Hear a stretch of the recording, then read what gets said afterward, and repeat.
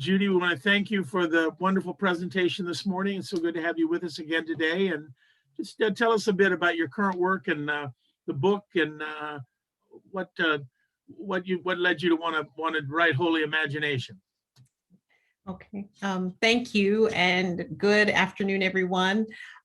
So I think the project for Holy Imagination was something that was presented to me by an editor that I worked with at Abington, who asked me about writing a literary introduction to the Bible. And of course, I could not say no. I think so much of our confusion around the text is a lack of awareness for the literary variety that the Bible presents us with, and the variety of voices that are in Scripture. And so I thought, if I can take some of the materials that I put together for teaching my classes and introducing them to the Old Testament, I certainly want to do that. The idea here is that this is a kind of first level introduction to the Bible, and that I am exploring a variety of genres and hopefully giving people a couple of clues on how to approach different genres in the text. So I would say the emphasis is literary in that sense, and theological. I think the conversation and dialogue in Scripture has a goal, and that's to facilitate encounters with God. And so that was kind of the operating instructions with which I went in. And writing a book on the entire Bible was more than I bargained for. And I really do have respect for particularly people who work in the epistles, I will say. I found that was a very special challenge. So there it is. That's a kind of my approach to the book, and I'm glad that it's finished. Good. All right, so if you do have questions you want to ask, topics you want to discuss, just unmute yourself, or and do say your name. We can see your name on the screen in, I think, almost every case. Maybe if you're with a particular congregation or a group you identify with, also share that. But who would like to start out with a question or comment for Dr. Fentress Williams?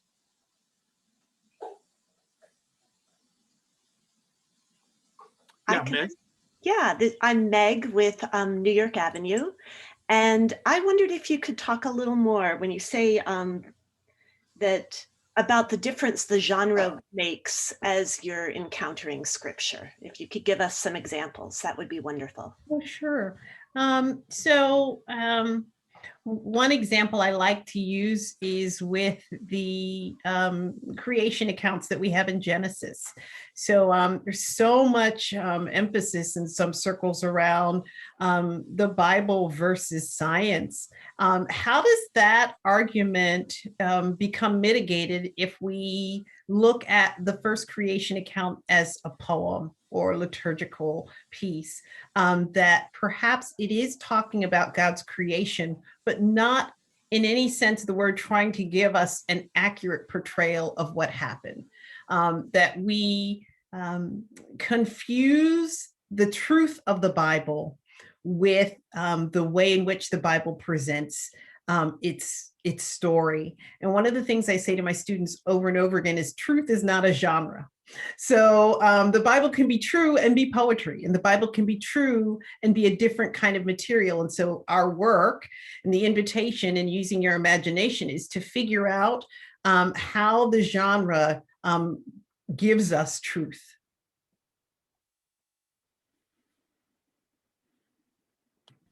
Thank you. You're welcome.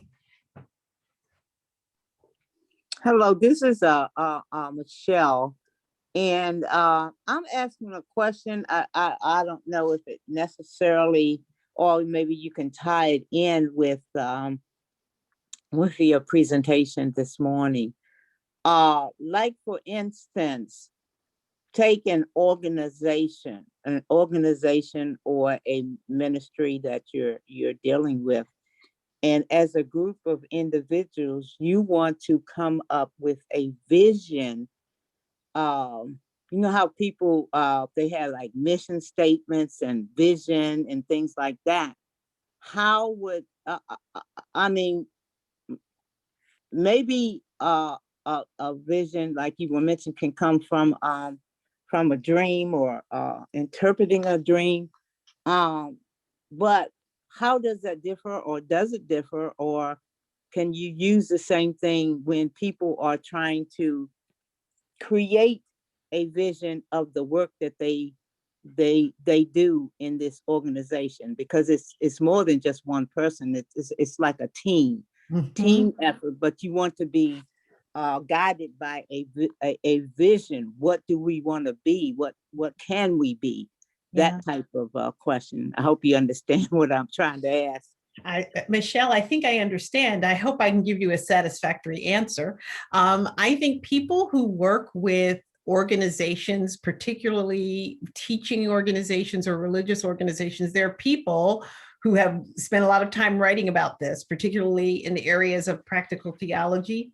So it seems to me this is the work of what we would call mutual discernment or community discernment, that the community engages in a process together to seek God, to ask, and then to share, and together in dialogue discern what they perceive is emerging out of that conversation.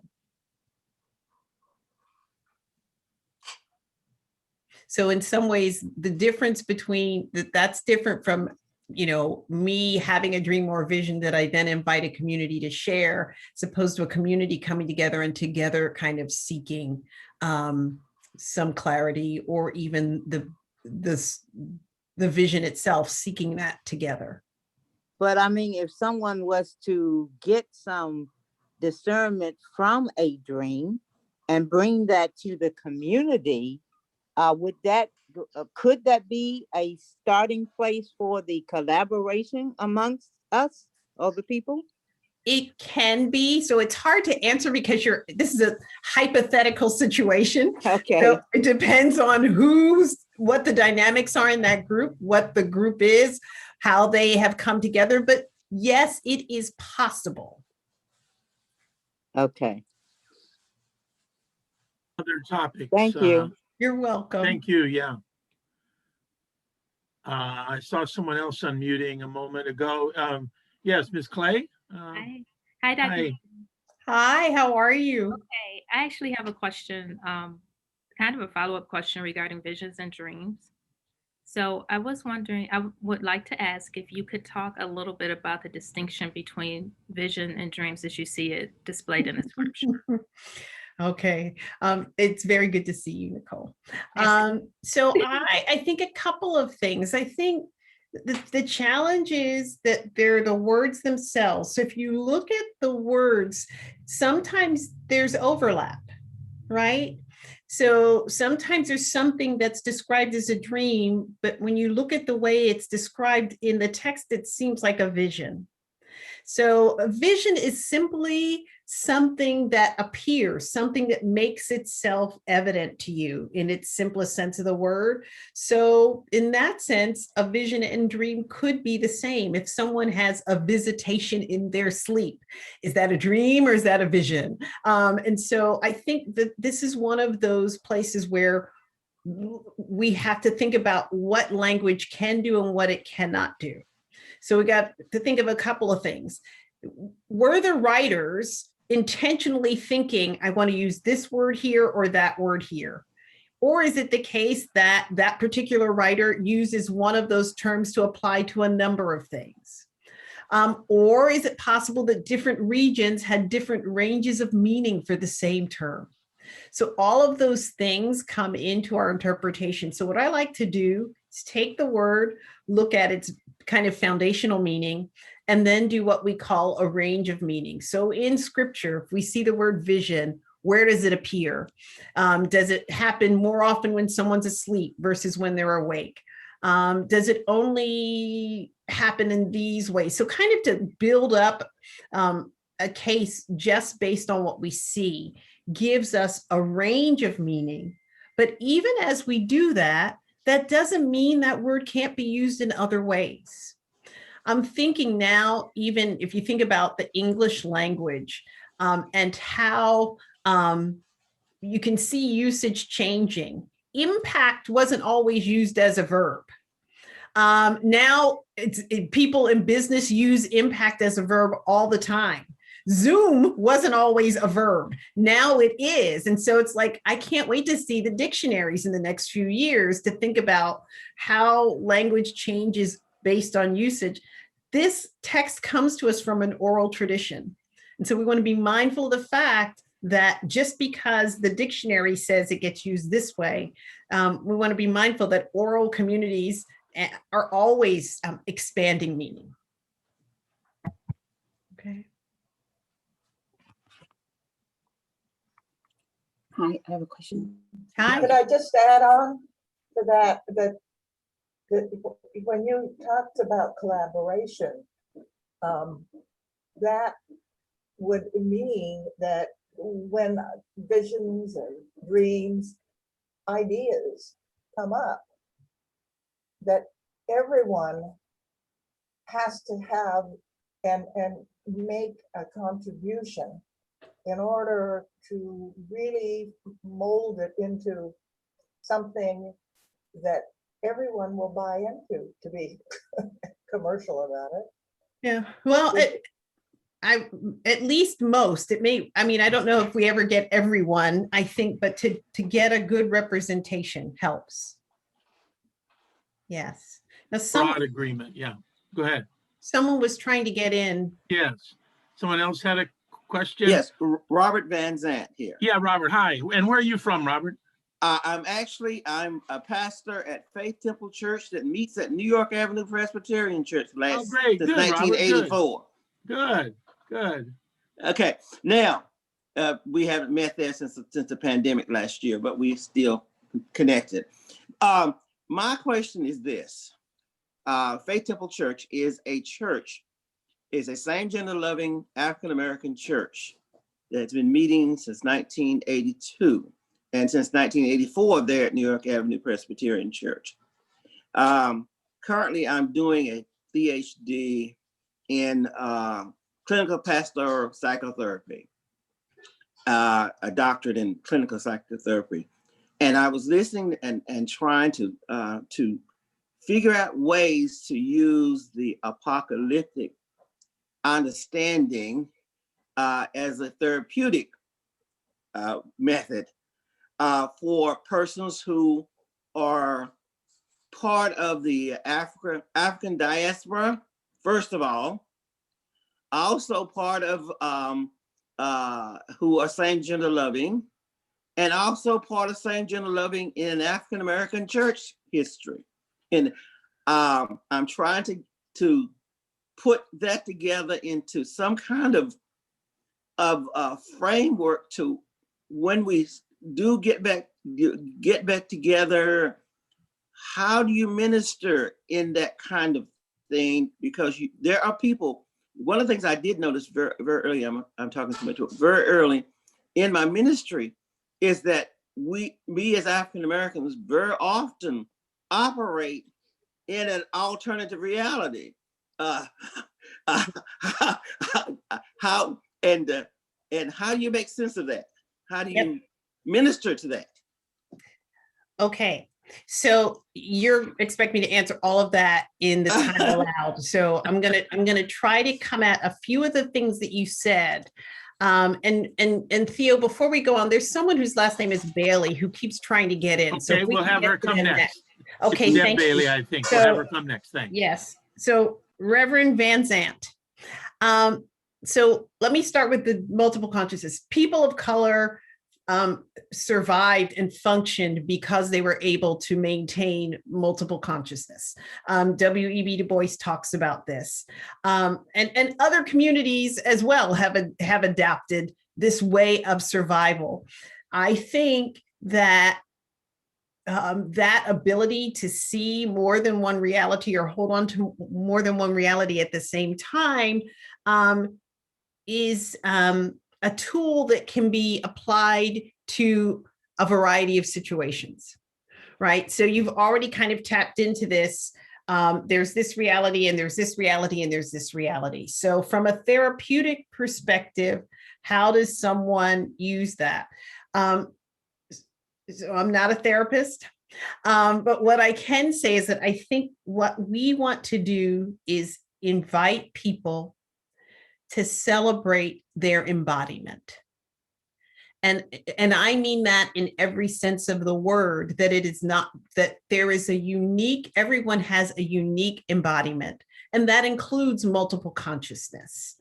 And so so that part of the work of ministry is to help people recognize that they can bring their whole selves to God and to the church.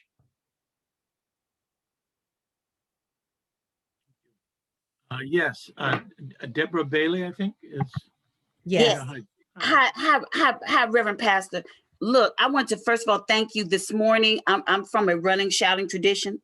So this morning, some of the stuff you were talking about, the apocalyptic stuff, honey, if you were in one of my churches, folk would have been running, shouting, and falling out on the floor. So thank you, thank you, thank you, thank you. And I wanted to ask you, do you think, I have a million questions, but the one I'm going to ask today is, do you think that the death of George Floyd was one of those almost apocalyptic events that for the whole world, it just took folk all the way out? It just took them out into all the different realms that you were talking about this morning. Yeah. That's a great question. So the word apocalypse literally means to uncover. Mm-hmm. So to the extent that it means to uncover, the nation's watching of that moment uncovered something that I think communities of color have known all along. Mm-hmm. So that, people keep talking about the crisis of George Floyd. That's not a crisis. This is a reality. What made it apocalyptic, if you want to use that term, is that now there's no way to hide it. Like, we all saw it, and we've all experienced the trauma of seeing it. I mean, one of the definitions of trauma is that you can be traumatized just by witnessing trauma. And so now the country has experienced that together in a sense. And now there's work that has to be done out of that, including recovery. That's a part of, so when we talk about justice, I always like to say that justice and peace come hand in hand, because this Old Testament sense of peace is wholeness. And we are a broken people. We are a broken nation. Thank you. Mm-hmm. More, but I'm going to save it. Thank you for your patience. I saw you trying to get in a few times. I'm Marcia Renwans, and I'm with the New York Avenue Presbyterian Church.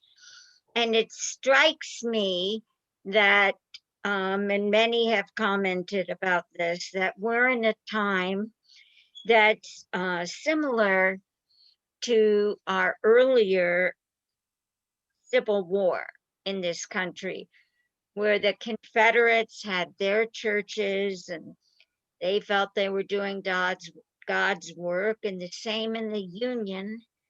And Abraham Lincoln, of course, made the comment that I think we ought to be praying and hope that we're on God's side.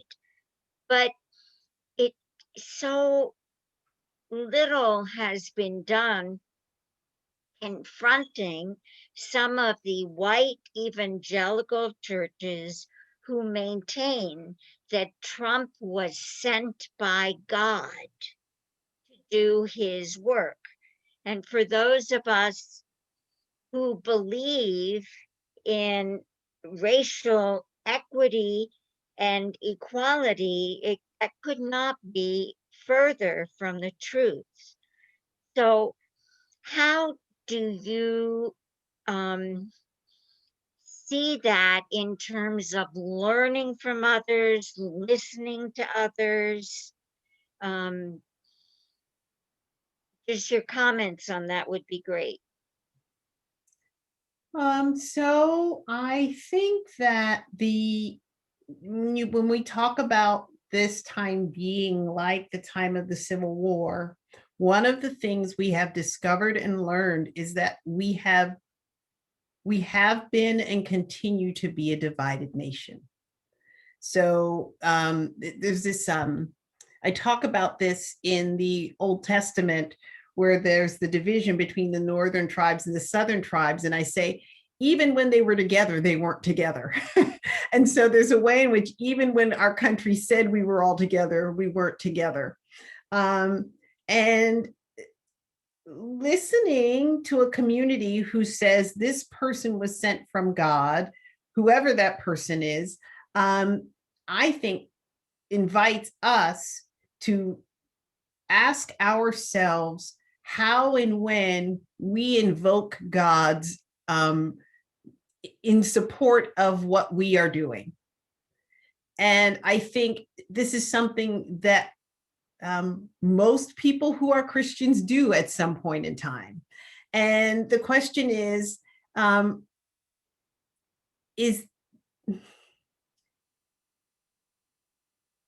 if we look at the history of the kings in the northern and southern kingdoms of Israel, you could ask the question, did God send any of them? Or did God allow people to do what they do? So I think these are the kinds of questions we need to ask, not just of the people with whom we don't agree, but of ourselves. Yeah. Yes, Cheryl? Are you unmuted? Can you unmute yourself? Yes, I think you Okay, can hear good. me now, right? Yeah, Great. good, we can, yes, Hi. good. Hi, Cheryl Wilcox Tatum from Alfred Street Baptist Church.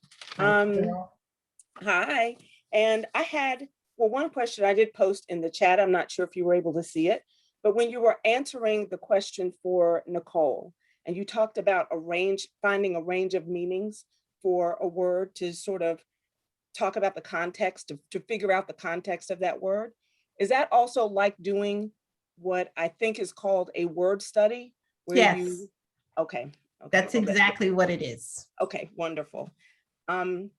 Next question then is, going back to your lecture earlier this morning, and you were talking about dreams, I believe at this time, and you mentioned something about ownership being dangerous. Can you expand a little bit more on what you were talking about when you meant that ownership? I think you were talking about ownership of a dream being dangerous.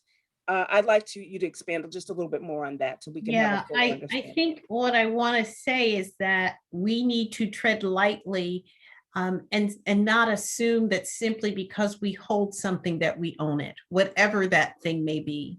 That ownership is a big component of Western culture. And people came to this continent and talked about owning land. And the people who were indigenous to the land did not have a concept of ownership and believed that the land was a gift that we used and respected, but that it wasn't ours to give or to keep away from others. And so I want us to just step back and ask ourselves on what are our assumptions when we talk about what belongs to us. Great, thank you so much. You're welcome, thank you. You have a question, just unmute yourself and ask it, or maybe a comment you'd like her to respond to. I have a follow-up from that. This is Bernice McIntyre from New York Avenue. I mean, that ownership concept, many African nations don't have a concept of ownership in the same way the Western world does. And, you know, my question really is, how do you, I think that's part of the problem and how we could enslave people if other people could enslave people, whether you're talking about African people enslaving people or American white culture enslaving people. Yeah. But it gets to a point, and I'm a lawyer by background, where you then have a problem. And I've been to African countries where when you don't have ownership, there becomes a real difficulty in establishing rights. For instance, in Nigeria, sometimes people under the more tribal condition rules, you can just live in a house and it doesn't matter that it owns to somebody else. And then you have a problem where the people who are owning it can't develop it because somebody's living it. Mm-hmm. So it gets complicated is what I'm saying. And have you thought about that in a biblical sense of how do you deal with that? Yeah. So in a biblical sense, and I'm glad you asked me that because that's maybe the safest place for me to stand on this issue. I'll start by saying, I wonder if the only two options are ownership as we know it and its antithesis. That would be my first question. My second question would be, or my second comment would be that in the biblical world, there's this sense of the land having rest, this idea of jubilee, of letting things sit fallow, and that there is in that ownership, that because that was a concept of ownership, room for release. And so again, I wonder if one of the ways forward is to not necessarily abolish ownership, but to create space for other things to happen, create space for people to own for a period of time, but not forever. To think about the concepts of restoration and redemption that we see in the Bible, giving land back to people. Those are the kinds of things I think we can explore. Okay, thank you. Thank you. Who else has a comment? Paul, do you have something? Yes. Just a little background. 13 years ago, my young son died. I, upon the advice of my pastor at that time, I'm from New York Avenue, I wrote a journal. And part of that journal was writing down dreams, which I had never noticed much before. But as I was, anytime that I dreamt about Andrew, my son, I would kind of automatically wake up and try to remember that dream so that I could put it in the journal. And I have some kind of conclusions that I've drawn from that process over time. One is that sometimes I was dreaming multiple dreams and I kind of conflated them. At other times, I remembered only kind of just a glimpse of Andrew and in a situation, and I would try to recollect that. But even those tended to erode before I actually got it down on paper. And also there was really, since it was a private kind of journal, there was no way in order to confirm in any way or get any judgment by the community about how valid or how whether there was any meaning to what I was experiencing. And so I guess my question is, and maybe you've had some dreams yourself and tried to recollect them. How do you get any sense of legitimacy yourself in terms of what you've seen, if you can't remember, if you conflate, if you have no outside basis for confirmation? Where do you go? First of all, thank you for sharing. I am sorry about your son, Andrew. And I'm intrigued by your question because you listed the things valid and legitimate. And I think they're legitimate because it happened. It's valid and real because you experienced it. Even if you conflate the details, I think I talked at some point about having a dream and not even remembering what happened, except you dreamed and you know how you feel. That's real. Why is that not legitimate? And why is that not valid? Again, real and factual are not the same. And I think the gift of dreams is that it reminds us that there are places where we can exist and have experiences, and language fails us or memory fails us in terms of recounting that. But the fact that it happened counts somewhere. Thank you. You're welcome. Robert, did you have another question I saw? We need to unmute him perhaps. I'm unmuted. Getting back to the notion of being the embodiment. I guess my theological question is that, do we own our bodies? I know Romans 12 talks about presenting your body as a living sacrifice. So which gives you some idea that maybe that's something we can give, that we own it, and that we can give it.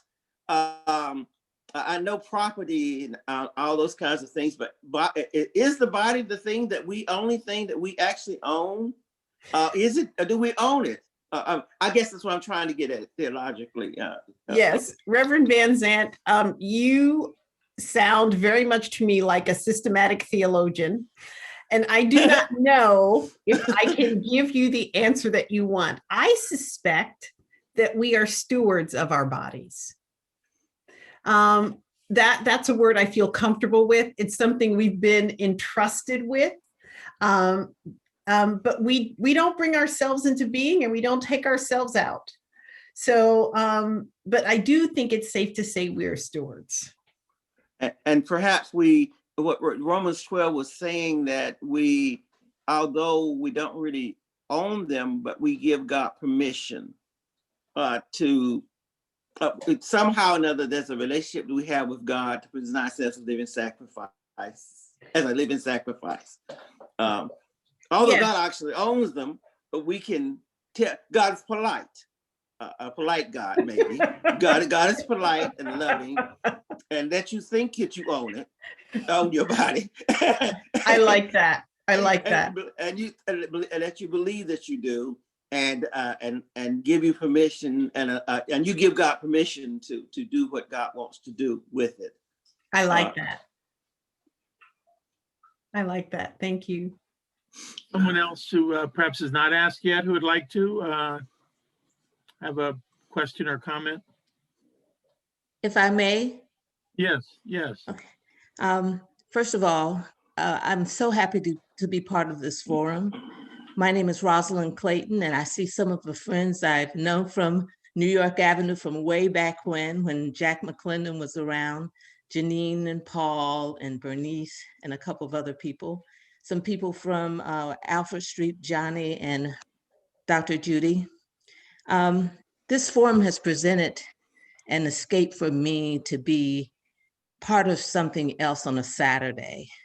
I usually do mindless kinds of things, and I was trying to capture all of the thoughts that Reverend Judy talked about this morning and then relaying them to my sister. This is not a comment.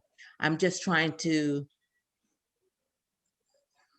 project or to relay what this kind of forum has meant for me. And I took the one nugget and I said, Gloria, I couldn't make any notes because I really had to think about what she was saying and trying to understand everything in terms of dreams and visions, and the apocalyptic part I didn't understand, so I didn't go there. But what I did take away was, as we get older and as we think about our lives and we look at the lives of young people, we have a responsibility to collaborate with them in formulating, not dictating, because I struggle with that with my daughters, but just collaborating with them in terms of projecting, helping them to formulate sound principles and going forward and interpreting those things which they feel and they have no basis. My daughters talked about being visited by my mother. And she talked about it in a ooh, and I said, well, remember who you're named for. Your name, your middle name is this, and that was her maiden name. And look at your career field now. She's going into a career field separate and apart from her history major that honors my mother's gift and my grandmother's gift. Mm, So the collaboration and dreams, and yes. there's a word for that, and it escapes me, Yeah. in terms of ushering her into Yeah. her vision that she has for herself. Yeah. And I talked to her, I said, okay, how do you feel about law, which she thought she wanted to do? And I said, that's not your purpose. And culinary. And I said, that's your purpose. I know that's your purpose. And she didn't believe me. It took her 3 years. And I didn't say I told you so, but it took her 3 years.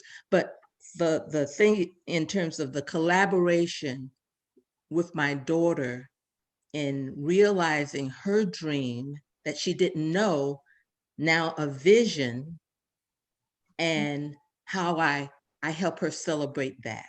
So thank you so much for allowing me to see that I have impacted, or that I have been patient enough to at least listen, and maybe listen to maybe another group of young people, to help them to give some structure to what they talk about, and such that it becomes a reality to them. And thank you so much for just listening to me ramble, and hello to my friends. Thank you for sharing. Yeah. How are your daughters? Just a minute, come on, Roz. My youngest daughter is in Chicago. Imani has a degree in history, and she's one who's going back to culinary school. It's Kendall in Chicago. My oldest daughter is a captain in the Marine Corps, and she flies the Osprey. So it's been quite an adventure for me. They didn't have that background. This is what has happened, and I've just seen it mushroom or develop right before in front of my face. And I'm just so happy to be part of that. And the people at New York Avenue were a big part of my development. I did come back to the Washington area, and I've been in touch with Miriam Dewhurst. So everyone's doing well. I'm doing well. And thank you so much. I want to give everyone an opportunity to say, as opposed to, we'll catch up in another forum. Yeah.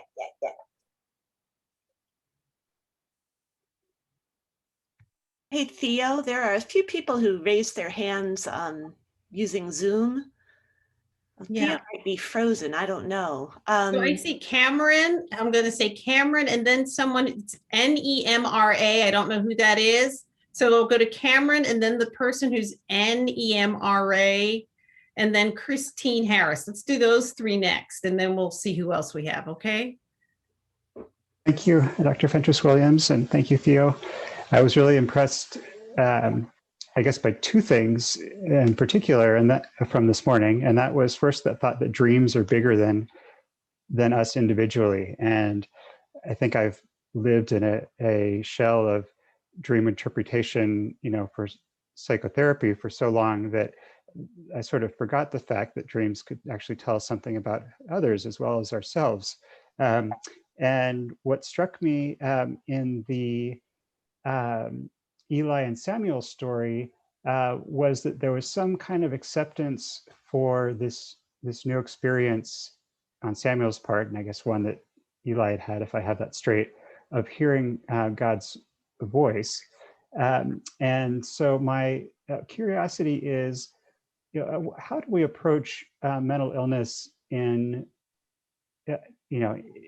history, which we assume that it has existed, since man began, and still think about these prophets who apparently are having experiences that actually have very little to do with themselves, have to do with, with their Lord.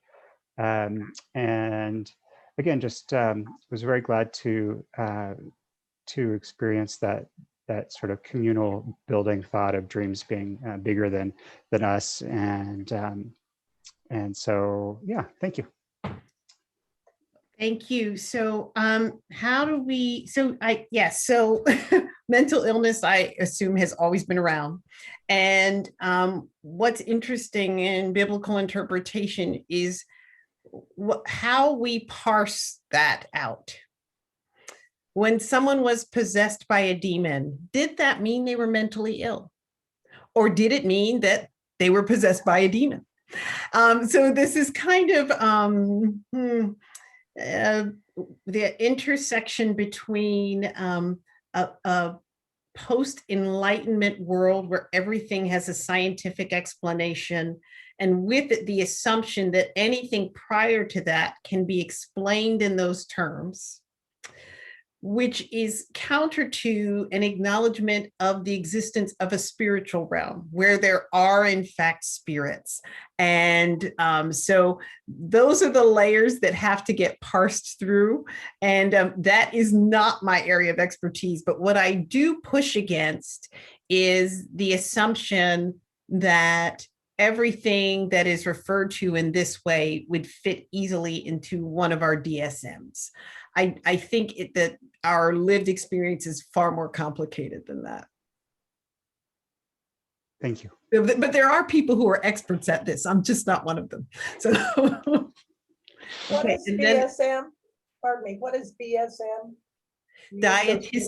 Diagnostic Statistic Manual that's used by mental health workers. Oh, okay. All right, so Thank you. next I think we have NEMRA, and then I think Christine. All right. Nemra. Nemra. I didn't know if that was your name or initials, so I didn't want to assume. Nemra Power. I live in Pennsylvania. And during COVID, or prior to COVID, I had enrolled for a class on the Bible as literature. But then the pandemic hit and the course was canceled. I subsequently joined the Bible study at Faith Presbyterian Church. And I'm glad that I did, because my interest in the Bible has always been on a multiple level, including literature, anthropology, archaeology, all of those disciplines. So my question to you is regarding this morning's lecture. You talked about apocalypse, but I didn't get the impression from the way you spoke of apocalypse that you thought of it as being anything tragic or violence associated with it, which I think was always my understanding. Something apocalyptic was always something to be feared. And I think of Jonestown. I think of Waco, Texas. Those to me are apocalyptic experiences. So I'd like you to expand on your understanding of apocalypse. Yeah. So this answer is tied somewhat to the way in which a word has a range of meaning. So in the Bible, apocalypse refers to a genre of material and a community. That the book of Revelation, the second half of the book of Daniel, and some other small units of material in the Bible fit under the category of apocalyptic literature. That's a kind of writing that comes from a kind of community. And is there violence in the description? Yes. All right. But most often the people who create that literature don't have any power to act out on that. All right. Because they tend to be marginalized and tend to be communities that don't have a lot of power. Over time, the term apocalypse, the other thing I want to say is, and that term apocalyptic literature is focused on the eschaton or end times. All right. And that in the end, when God restores justice, that means that it's a taking down of the powers that exist. So that's where some of the seeds for this thinking about violence and destruction and the end come. All right. But I wanted to kind of start with a a basic definition. Sometimes words take on aspects of the definition that go in one direction and other elements of the definition get left behind. So I wanted to start with a basic definition so we begin to think about this apocalypse literally meaning uncover. All right. Now you can see in the development of English and the way we use it that it does tend to mean violent destruction. And I'm trying to think of which, in the DC comic book universe, Apocalypse is the name of a really, really bad guy. So you've got like characters named Apocalypse, Doomsday. So that is a reflection of how the word has come to mean. All right. So it's not one or the other, but it's kind of a history of meaning. Okay. Does that help? It does help a lot. Good. Thank you. You're welcome. I'm so curious to know if we would have access to you online for your courses, how would we go about it? Well, right now I teach at Virginia Theological Seminary, and I think after the pandemic, we will be teaching in person at my church, which is Alfred Street Baptist Church. My pastor, Pastor Wesley, and I take turns teaching Bible study. So you can access any classes I do there through the church's channel on YouTube. Okay, Right. thank you very much. Okay, thank you. Sorry for dropping the ball there on sort of acknowledging people, but I got bumped off of Zoom briefly, so I disappeared, but I am back, and you all have carried on wonderfully. We have just a few more minutes here. I actually have a question I want to ask, and then we'll see, maybe we have time for one or two more. Theo, I'm sorry, I promised I had Calling someone already? I had Christine in the queue, and Good, then great. Do that, and then I'll make mine the last question. Okay. When we get to that. Good. Actually, I'm sorry to interrupt, but Aaliyah, I think, I'm not sure I'm saying your name right. She's had her hand up for a long time, and I just want to make sure two she gets hands. in. Okay. Anybody else? Theo, we'll go over a few minutes, but let's get those two who are waiting. That's great. No, that's great. That's great. So did you want to start? Did you want to start with Aaliyah? If Aaliyah was waiting the longest, we'll go to Aaliyah and then Christine. Thank you. Thanks, Meg, for tracking that. Okay. Hi, I'm Dr. Williams. You actually answered part of my question, and it was in regards to, location, space, and property. So I guess my question is, after reading, is there a way to kind of reinterpret or reimagine the Exodus story? What part of the Exodus story? Well, just in terms of, I read some things and been reading on, Native American theology and just kind of just taking land. So I'm having a hard just kind of like what to do with that. So you mean the part where the Israelites come out of slavery to go to take some of the land of Canaan?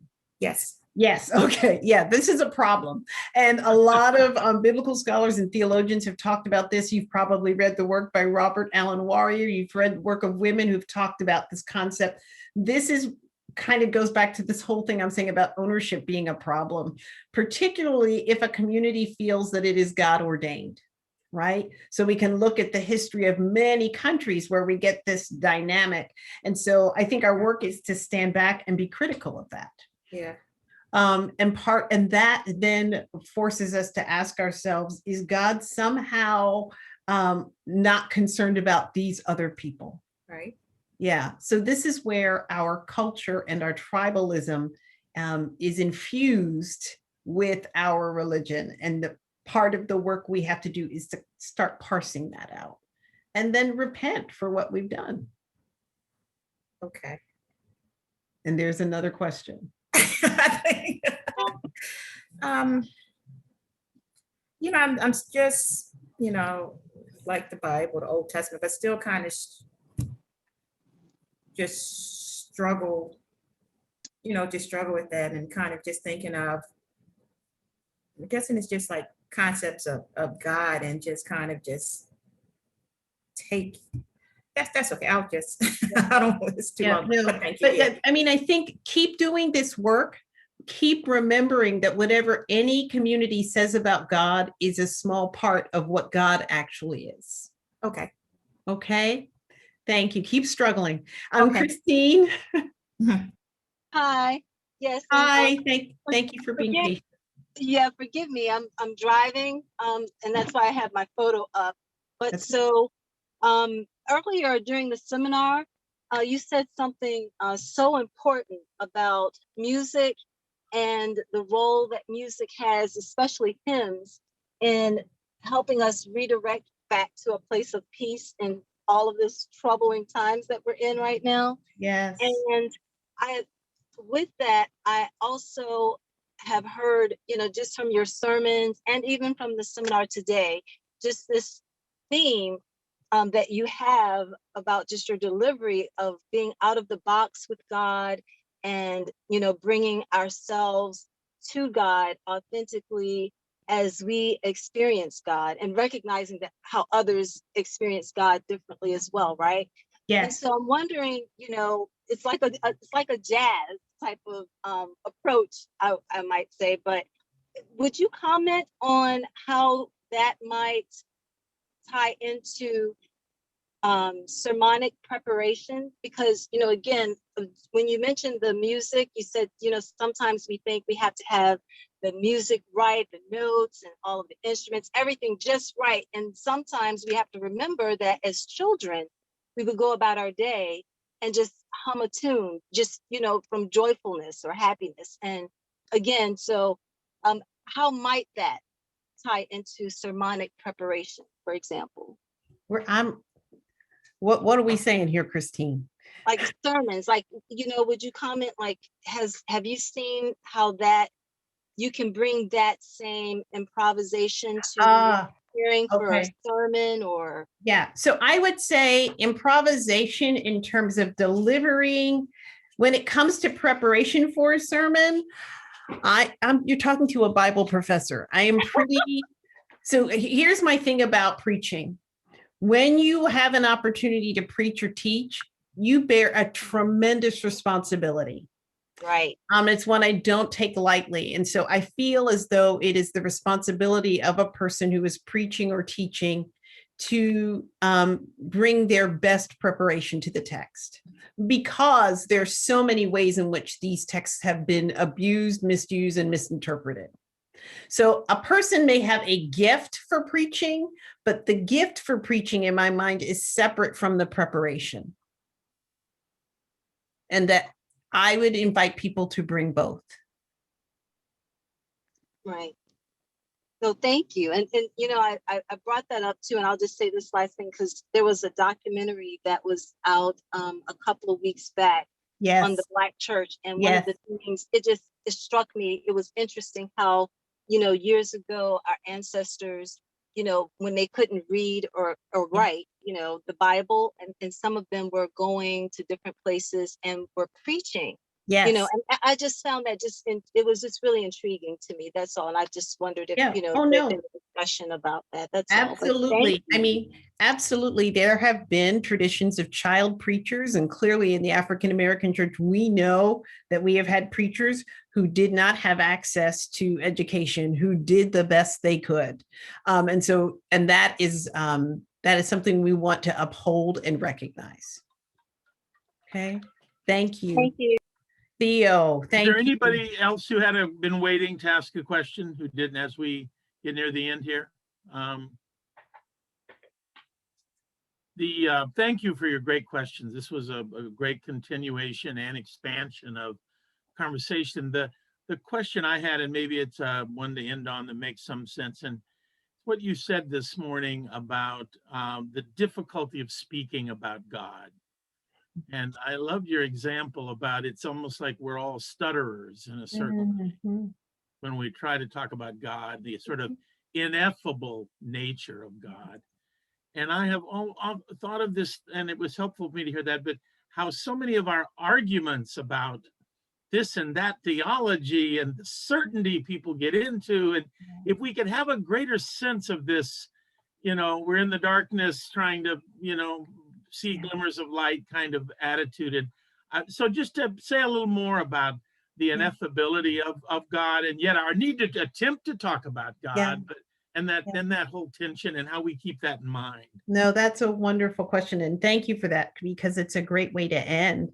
I grew up in a tradition where all the answers were provided, and I had lots of questions that I didn't get answers to, and I was kind of discouraged from asking questions that were off script.